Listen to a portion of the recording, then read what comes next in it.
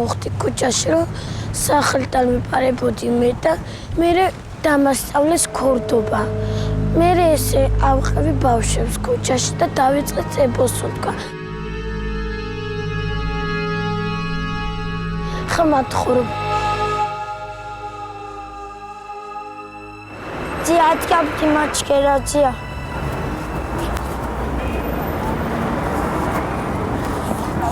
ატკაბდი მაჩკერა. ატკაბდი. ჩვენც იმათან ერთად დედაჩემმა მიმატოვა მე და ეხლა ვარ აქ ქუჩაში. ეხლა კიდე არავინ არ მაკითხებს და არავის არ უნდა ვარ მე. ეხლა რა მომიტნა შობლები. მე და ჩემი ძმა ქუჩაში დავჭით. და მათქო რომ ბინებში დავდივარ და გვაძლევენ ხალხი. დავაკაკუნებდი და დამეხმარიან ხურდან საჭმელად ძველთასაც. ამოიღებენ მომც. ვისაც საშუალება აქვს მასზე. სახში რომ მოვანდა ბიძა ჩემცენდა. ადრე ქუჩაში ვწინავდა. ესე ფია. მე ბაშკე. ჩემი ვაკეთე და სპიაკეთა. ეს ფიხებსოდი. წილავს. მამა არ მყავს მომიგზა. დედა ისა გალოთა და სახლიდან ვიპარებოდი. ნახე რომ სვამს და ვიპარებოდი სახლიდან, სახლში ვერ ჩერდებოდი.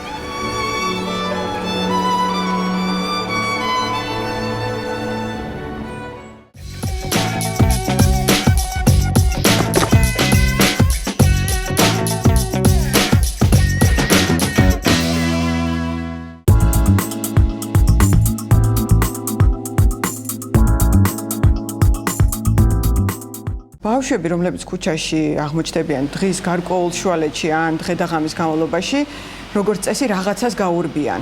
ეს ბავშვები გაურბიან ასევე უკიდურეს სიღარიბეს, რომელიც არის ოჯახში, მაგრამ ამასთან ერთად, როგორც წესი, არის კიდე სხვა პრობლემა ოჯახში. ეს პრობლემა ძალიან ხშირად არის ბავშვის მიმართ ძალადობა ან მისი ინტერესების უგულებელყოფა. რა ძალიან მწვავე თემაა საქართველოში. გაეროს ბავშვთა ფონდმა ჩაატარა კვლევა, რომელმაც აჩვენა, რომ ოჯახური ძალადობა ბავშვთა მიმართ ძალიან მაღალია და თითქმის ყოველი მეორე დასრული ადამიანი დასაშვებად თვლის ფიზიკური ძალის გამოყენებას ბავშვის აღზრდისას. რა ვიცი, ერთხელ გავათენე არაფერი, მეორეჯერ არაფერი და მესამეჯერ უკვე მომეწონა რაღაც ქუჩა. ძალიან აი თავისუფლად ახლა რა ქუჩაში. როგორ გითხრა რა? აი თვითონ აი თავისუფალი ხარ ყველაფრისგან. ისინი იძულებულები არიან პირდაპირ ან არაპირდაპირ რომ გამოვიდნენ ქუჩაში, რადგან უპირველესი მიზეზი არის სიღარიბე.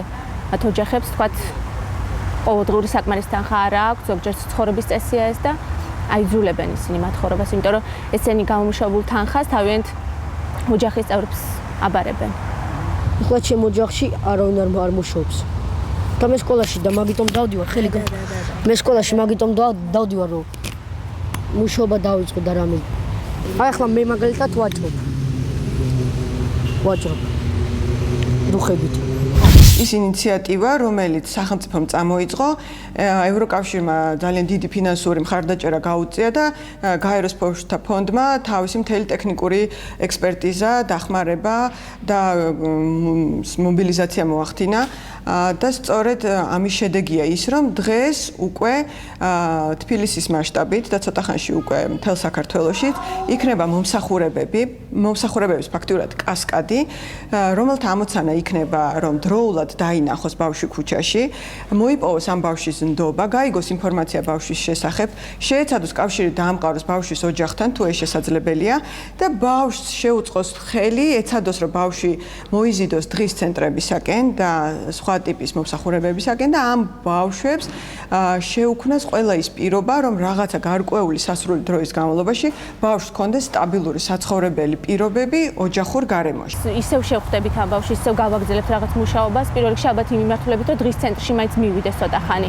თუ არ მიდის, რატო არ მიდის, ის მიზეზები ვეძებოთ. სწორედ ეს დღის ცენტრი არის მეორე ტიპის მომსახურება, რომელიც იქნება ამ ინიციატივის ფარგლებში. დღის ცენტრი არის ღია ტიპის მომსახურება, სადაც ბავშვი შეიძლება მივიდეს 5 წუთით შეირბინოს ან გაატაროს იქ მთელი დრო. და რა თქმა უნდა მცდელობა არის რომ მთელი დრო იქ გაატაროს და მას ჰქონდეს საშუალება გამოიკვებოს, გასუფთავდეს და ამასთან ერთად დაინტერესდეს სხვა რამეებით და სწორედ ეს არის ყველაზე რთული და მომხიბლავი ამ სერვისში, რომ სერვისმა შესთავაზოს ისეთი ტიპის მომსახურებები ბავშვს, ისეთი ტიპის პროგრამები, რომლებიც ბავშვს დაინტერესებს და დაანახებს, რომ ქუჩის მიღმა არის რაღაცა უფრო საინტერესო, უფრო სახალისო, უფრო მხიარული გარემო, რომელიც მისთვის ასევე გრძელვადიანად მისთვის არის სასარგებლო, მისთვის და მისი ოჯახისთვის. მესამე ტიპის მომსახურება ეს არის ტრანზიტული ცენტრები. ეს არის სადღეღამისო მომსახურება, რომელიც საშუალოდ 1 წელი შეიძლება იქ ბავშვი გაჩერდეს, თუმცა შესაძლოა უფრო ნაკლები, შესაძლოა მეტი, რომელიც ინტენსიურად, ინდივიდუალურად მუშაობს თითოეულ ბავშვთან, რომელმაც დღის წენში აჩვენა, რომ ის უკვე მზადაა, რომ გარკვეული გრძელვადიანი ზრუნვის ფორმაში აღმოჩნდეს. პარალელურად ისევ და ისევ ხდება მუშაობა ოჯახთან და მცდელობა, რომ გაძლიერდეს ის ოჯახი, იმიტომ რომ კეთილგანწყობილი და კეთილსაიმედო ოჯახიდან ბავშვი არ გამორბის ქუჩაში.